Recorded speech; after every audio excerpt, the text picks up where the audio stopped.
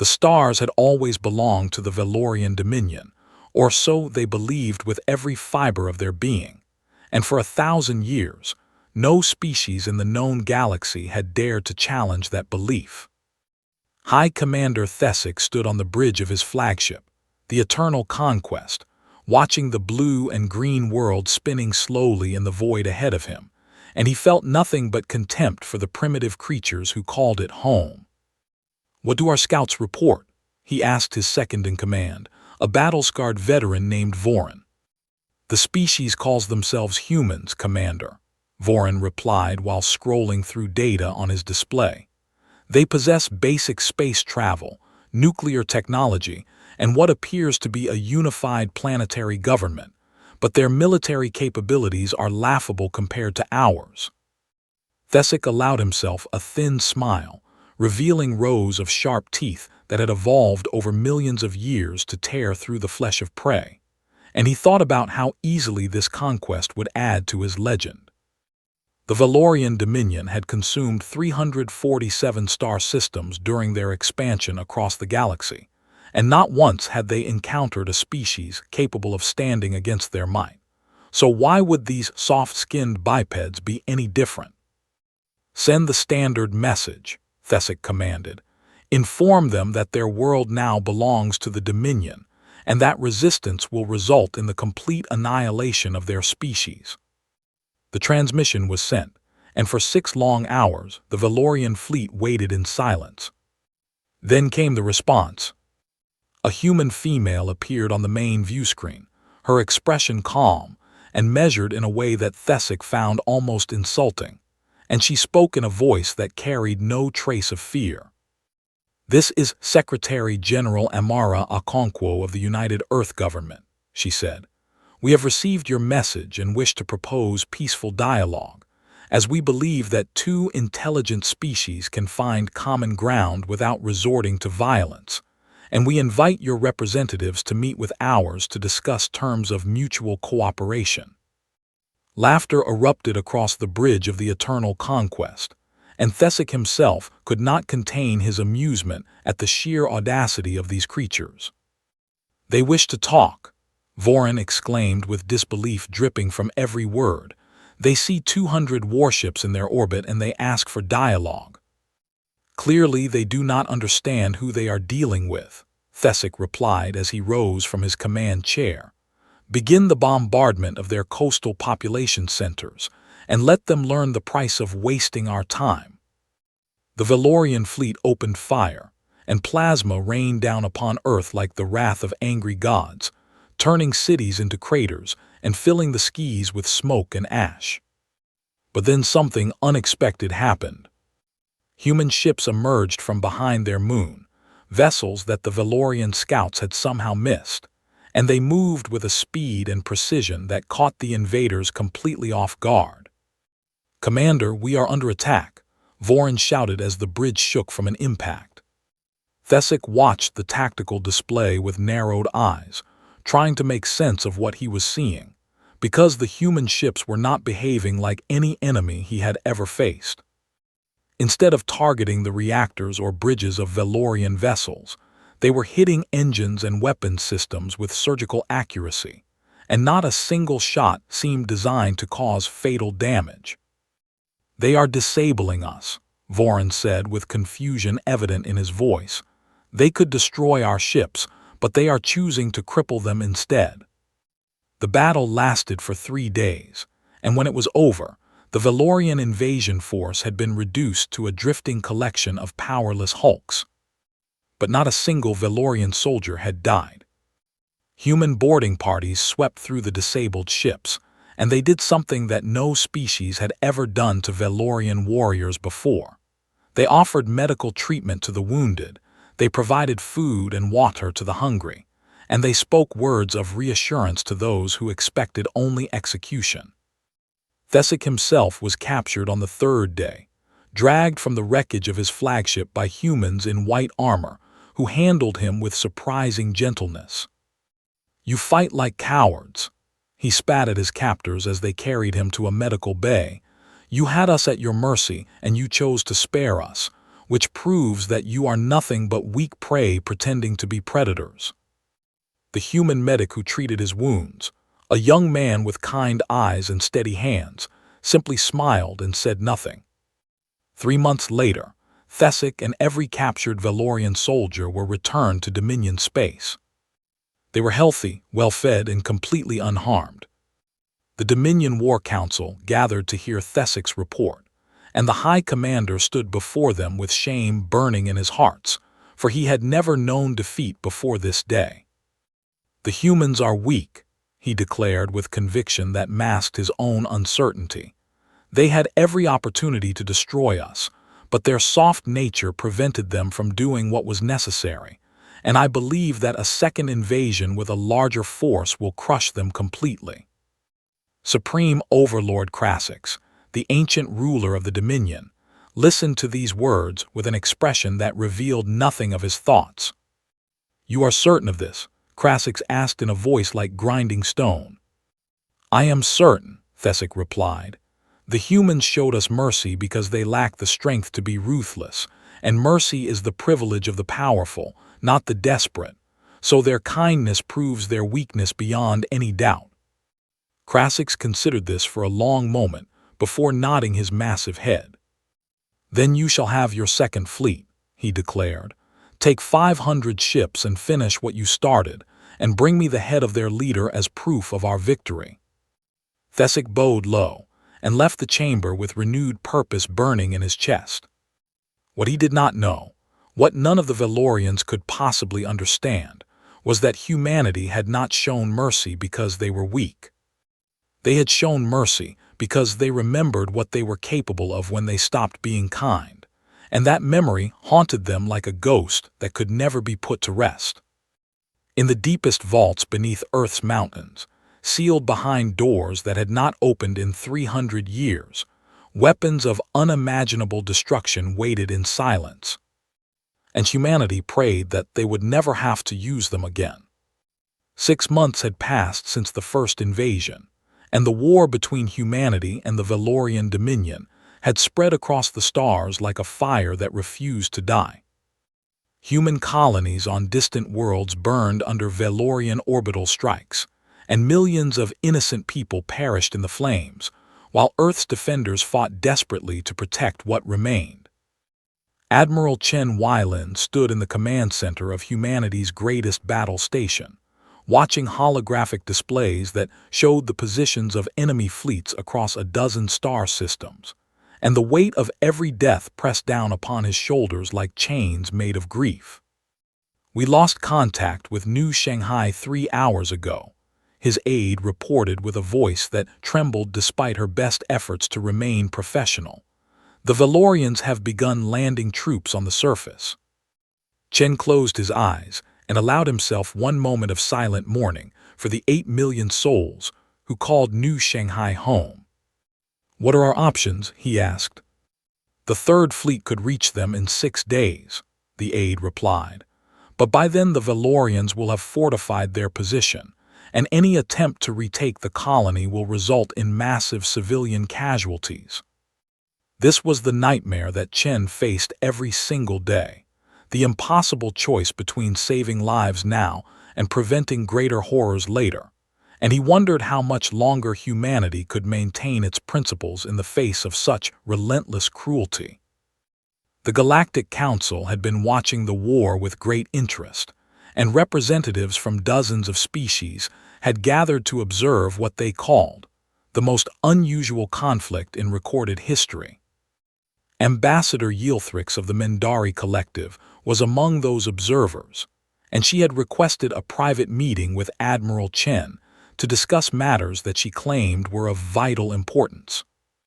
Chen agreed to the meeting, though he suspected that the crystalline alien had ulterior motives beyond simple curiosity. They met in a small conference room aboard the battle station, just the two of them, and Yilthrix wasted no time with pleasantries.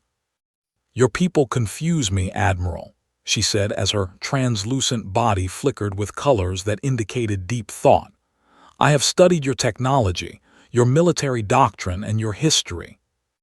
and I cannot understand why you are fighting this war the way you are."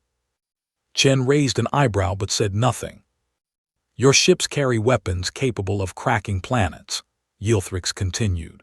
"Your missiles can travel faster than light and strike targets before they even know they are under attack, and your soldiers possess armor that makes them nearly invincible against Valorian weapons, yet you fight with restraint that borders on self-destruction."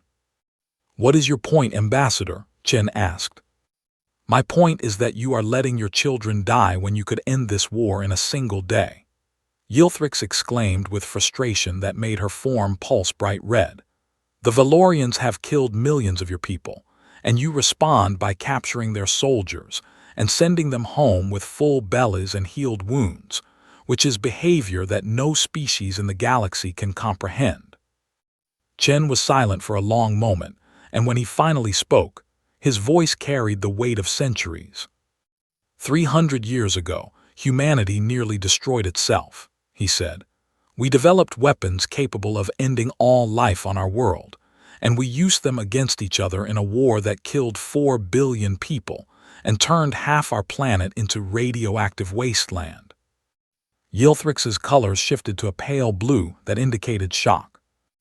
"We crawled out of that darkness and swore that we would never again become the monsters we had been," Chen continued. "We buried our most terrible weapons and created laws that forbade their use under any circumstances, and we rebuilt our civilization on the foundation of compassion and restraint." "But surely there must be limits to such restraint," Yilthrix argued. "The Valorians are slaughtering your people without mercy, and your kindness only encourages them to continue." "Perhaps," Chen admitted, "but the alternative is to become what we once were, and that is a price we are not willing to pay." Yilthrix studied the human admiral with new eyes, seeing not weakness but something far more complex and perhaps more frightening. "What happens if they push you too far?" she asked quietly. "What happens if they leave you no choice but to unleash what you have buried?" Chen's expression grew dark, and for just a moment, Yilthrix glimpsed something ancient and terrible lurking behind his calm exterior. "Then may whatever gods exist have mercy on them," he said, "because we will try very hard not to." Meanwhile, on the Valorian homeworld, High Commander Thesic was enjoying his newfound fame as the conqueror of human colonies. He had led his second fleet to victory after victory, burning human settlements and enslaving their populations, and the Dominion's propaganda networks celebrated him as the greatest warrior of his generation. "The humans are exactly as I predicted," he boasted to a gathering of admiring officers. "They weep for their enemies, they bandage those who slaughter their young, and they lack the stomach for true warfare." His audience laughed and cheered, and Thesic basked in their adoration like a predator warming itself in the sun. But not everyone in the Dominion shared his confidence. Old Crasix, the supreme overlord, had lived for over 1,000 years and had seen countless species rise and fall, and something about the humans troubled him in ways he could not fully explain. "You are certain they pose no threat?" Crasix asked Thesic during a private audience. "I am certain, Supreme One," Thesic replied with absolute confidence. "The humans are soft creatures who value compassion over strength, and such weakness can only lead to their destruction." Crasix said nothing, but his ancient eyes held a glimmer of doubt that Thesic was too arrogant to notice. Across the galaxy, the Korvathi elders held council in their ancient halls, discussing the war between humanity and the Dominion with grave concern. The Korvathi were the oldest species in the galaxy, having witnessed the birth and death of civilizations for over 100,000 years, and they had learned to recognize certain patterns in the behavior of intelligent life. "The humans are not what they appear to be," the eldest Korvathi declared to his assembled peers. "Their restraint is not weakness but choice, and choice implies the existence of alternatives." "What alternatives do you speak of?" another elder asked. "I have studied their history," the eldest replied. 3 centuries ago, They nearly drove themselves to extinction with weapons that make Valorian technology look like children's toys. And the fact that they survived at all suggests a resilience that we should not underestimate. Should we warn the Dominion? A younger Corvathi suggested. The eldest considered this for a long moment before shaking his ancient head. The Valorians would not listen, he said. They see only what they wish to see, and sometimes the universe must teach its lessons through pain. He turned to gaze out at the stars, and his voice grew soft with something that might have been pity. I fear that a great reckoning is coming, and when it arrives, the galaxy will learn why the humans chose to be kind.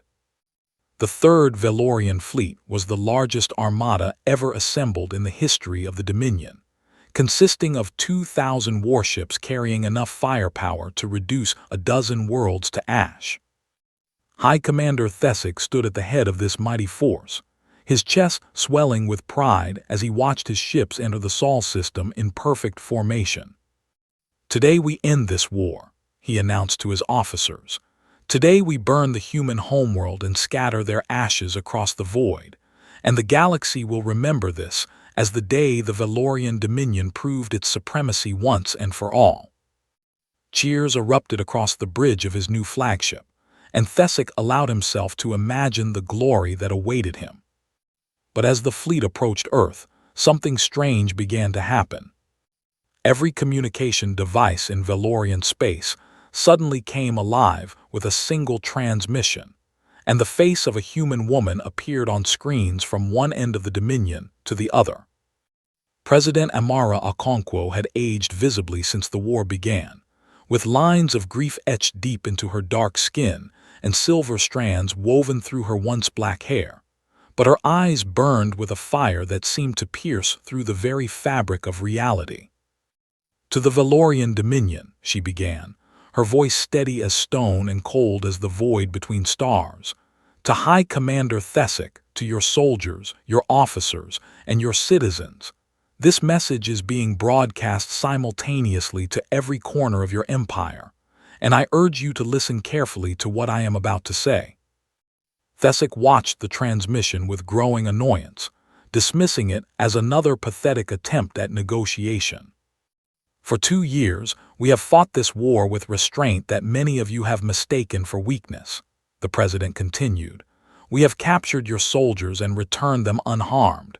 We have disabled your ships instead of destroying them, and we have shown mercy to those who showed none to us." "More human weakness," Thesic muttered to his officers, who laughed in agreement. But President Okonkwo was not finished. "You believe that our kindness proves we lack the strength to be ruthless," she said, and something in her tone made several Valorian officers stop laughing. "You believe that mercy is a luxury of the weak, and that our compassion will be our undoing, but you are wrong." She paused, and when she spoke again, her voice carried the weight of centuries. 300 years ago, humanity stood on the brink of extinction, not because of alien invasion or natural disaster, but because of ourselves, and we invented weapons capable of destroying everything we had ever built, and we turned those weapons on each other in a war that killed 4 billion people. The bridge of Thesic's flagship grew silent. We crawled from the ashes of our own hatred and looked upon what we had done, and we were horrified by the monsters we had become.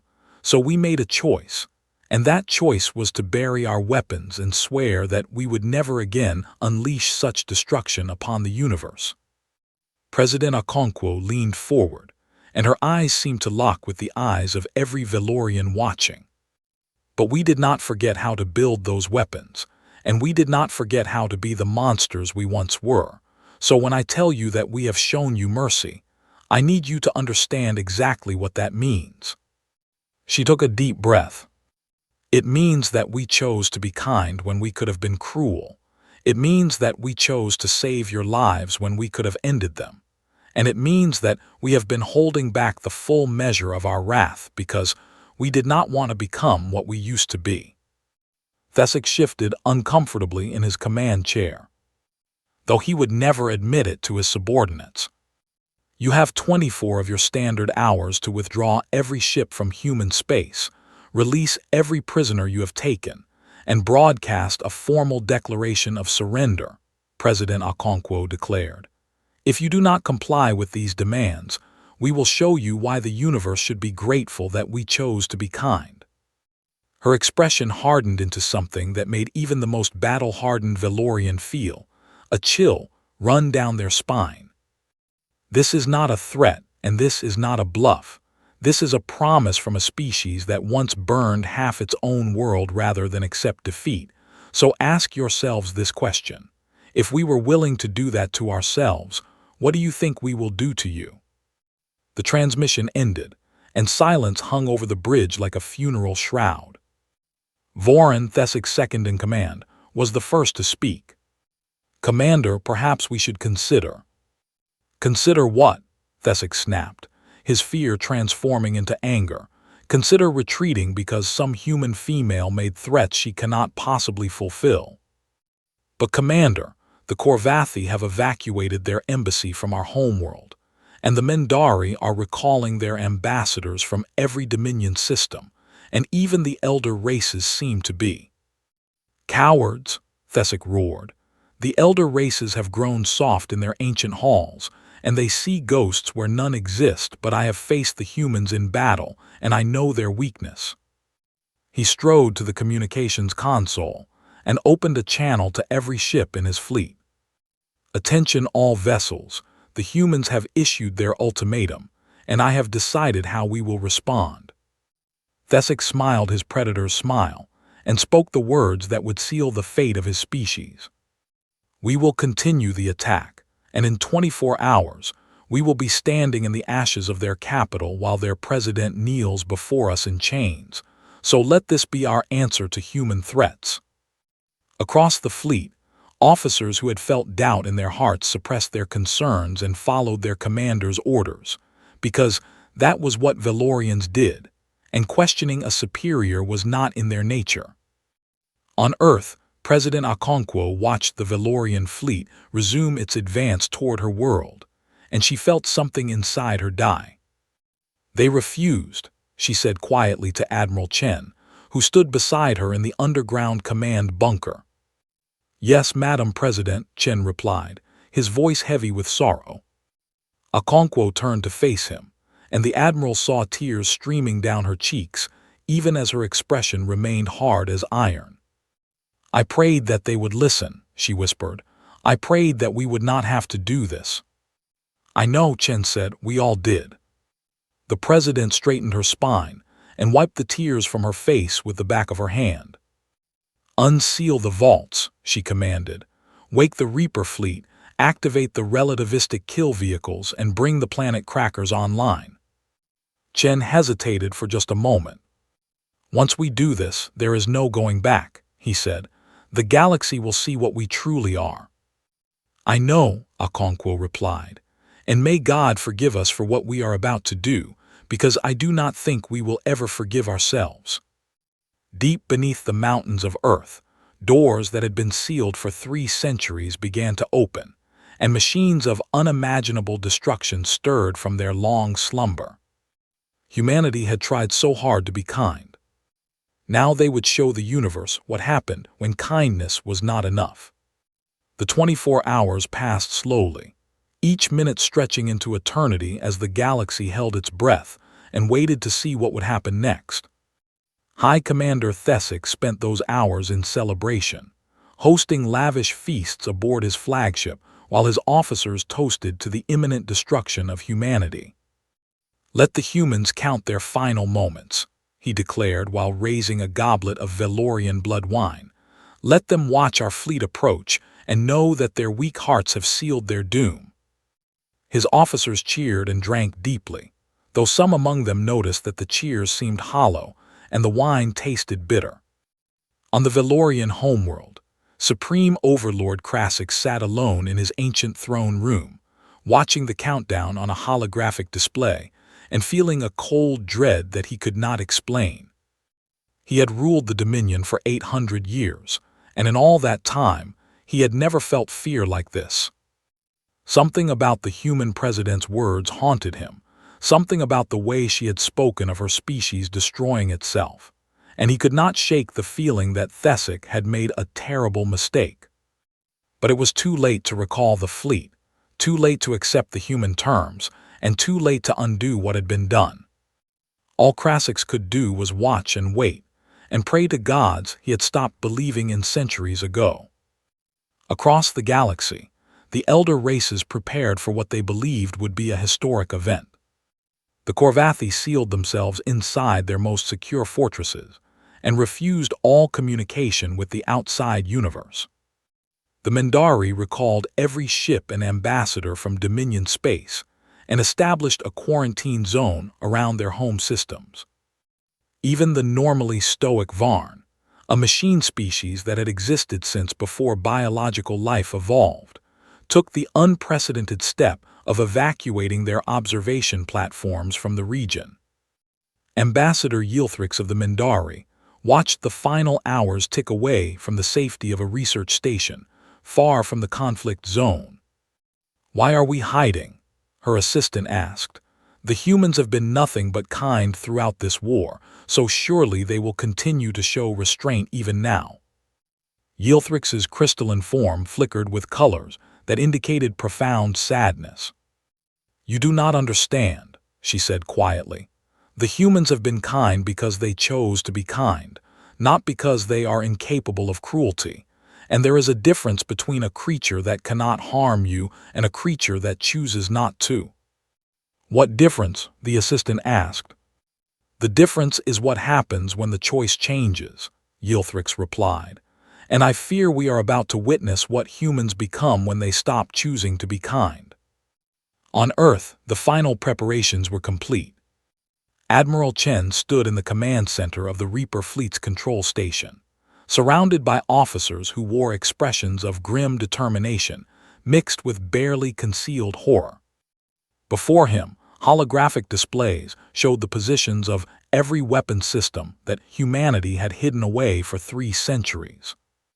The relativistic kill vehicles, massive projectiles designed to accelerate to near-light speed and strike targets with the force of nuclear explosions, positioned in hidden platforms throughout the solar system.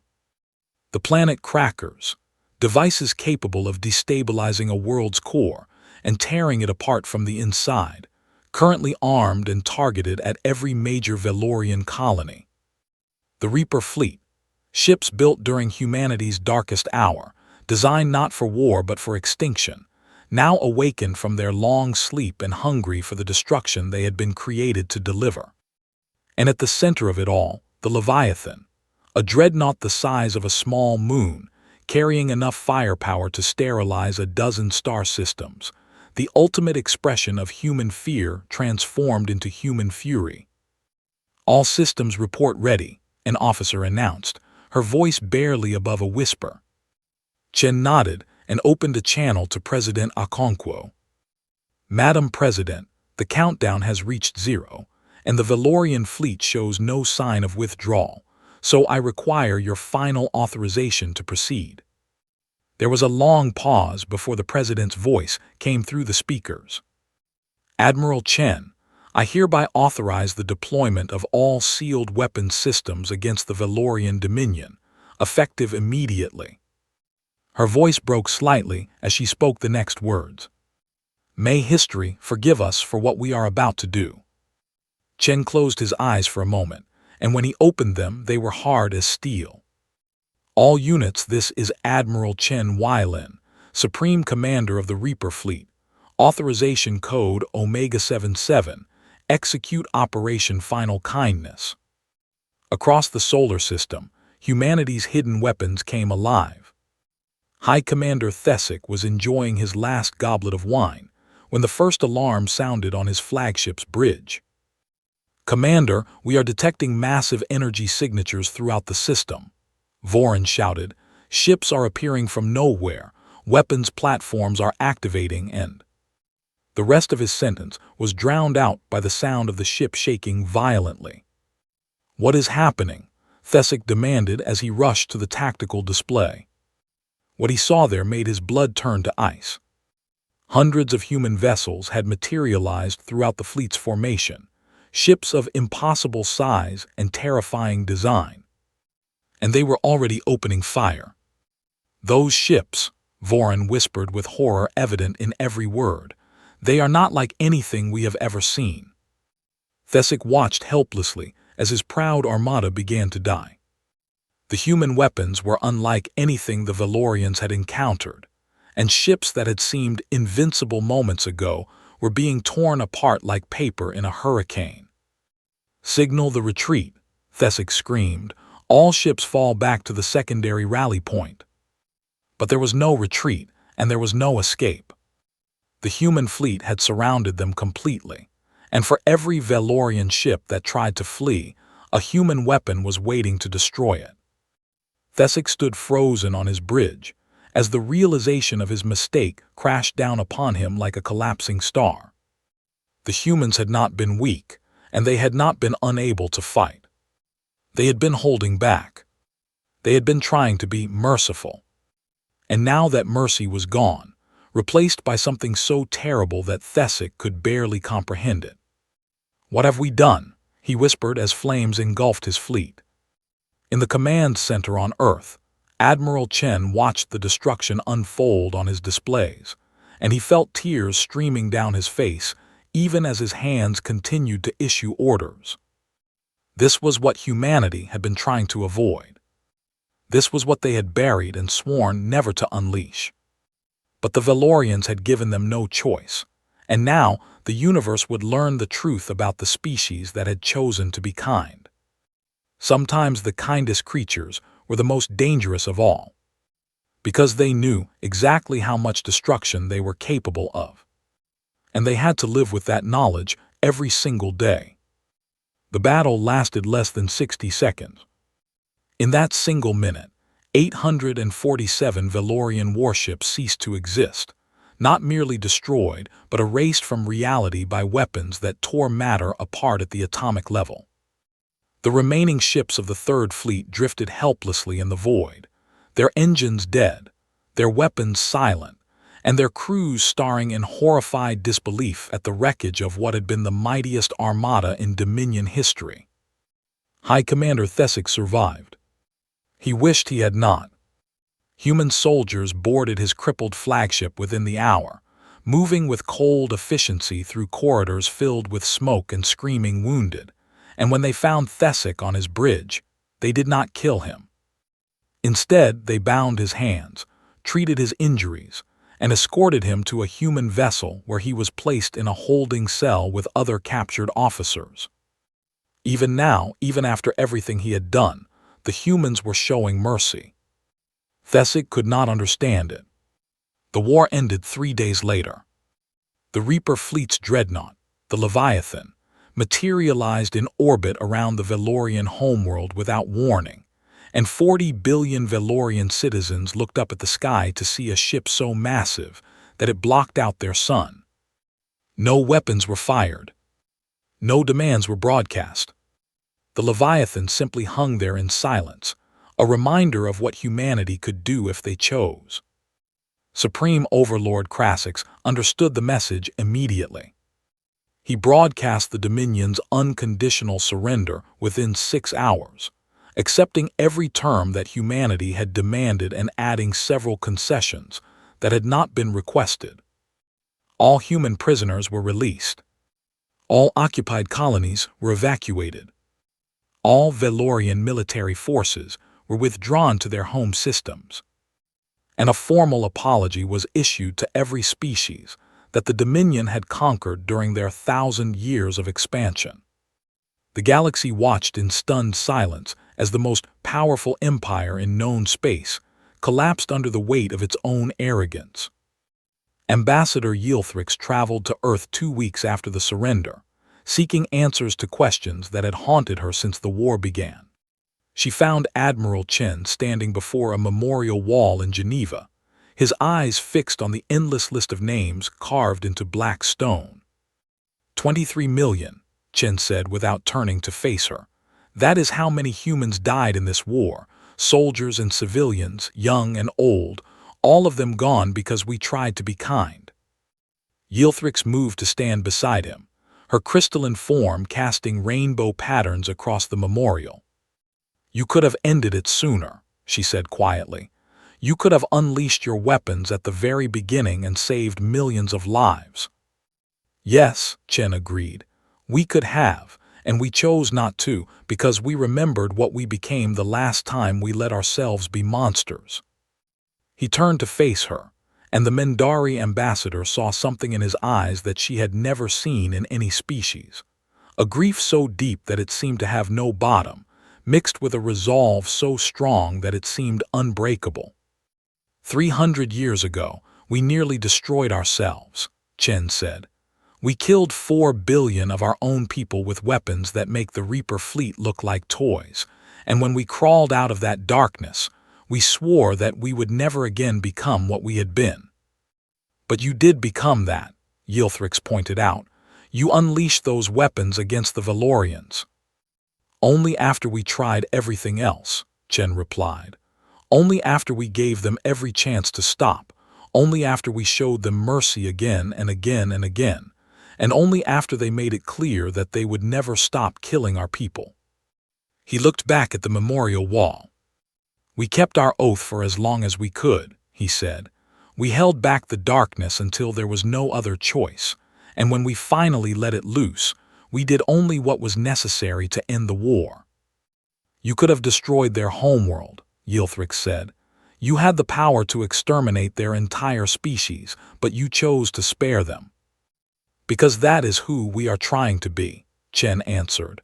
"We are not the monsters we once were, and we refuse to become them again, even when the universe seems determined to force our hand." The Galactic Council convened an emergency session to discuss the implications of humanity's true capabilities. Species that had dismissed Earth as a backwater world filled with primitive apes now regarded humans with a mixture of fear and fascination. The Korvathi emerged from their fortresses and issued a rare public statement. "We have watched civilizations rise and fall for 100,000 years," their eldest leader declared. "We have seen species destroy themselves with weapons of unimaginable power, and we have seen species destroy others with those same weapons, but never have we seen a species that possessed such power and chose not to use it." He paused, and his ancient eyes seemed to hold the wisdom of ages. "The humans are not dangerous because of their weapons," he continued. "They are dangerous because they understand exactly what those weapons can do, and they carry that burden every single day, which is a strength that few species ever achieve." High Commander Thesic spent the rest of his life in a human rehabilitation center, not as a prisoner but as a guest. The humans taught him their history, showed him the scars that their own wars had left upon their world, and helped him understand why they had fought with such strange restraint. In his final years, Thesic wrote a memoir titled "The Mercy We Mistook for Weakness," which became required reading throughout the galaxy. "I was a fool," he wrote in the book's conclusion. "I saw their kindness and thought it was cowardice. I saw their restraint and thought it was inability. And I saw their mercy and thought it was surrender, but I was wrong about everything. The humans are not weak," he continued.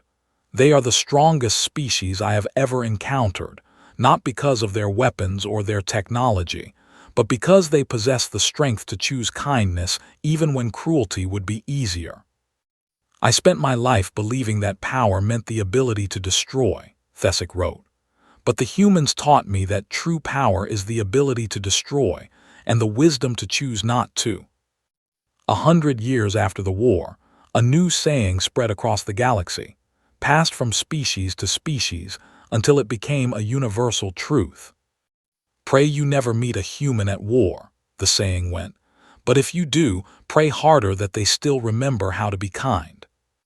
And on Earth, humanity continued to carry the burden of their terrible knowledge, building a civilization founded on compassion and restraint, while never forgetting the darkness that lurked within their hearts. They had shown the universe what they were capable of, and now they would spend eternity proving that they could be better. Because that was what it meant to be human. to know the worst of yourself, and to choose the best anyway.